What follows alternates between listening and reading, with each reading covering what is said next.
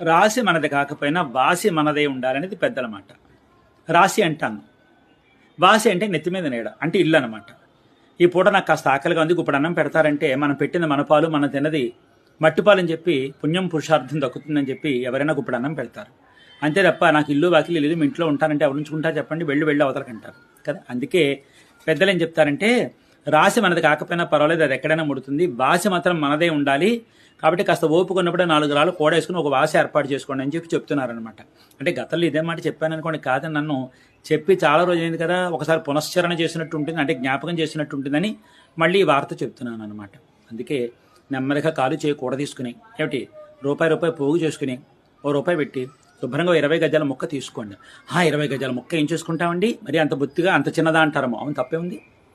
అవునండి, స్తోమత ఉన్నప్పుడు స్తోమత ఉన్నట్టుగా, స్తోమత లేనప్పుడు స్తోమత లేనట్టుగా తీసుకుంటాం, తప్పే ఉంది.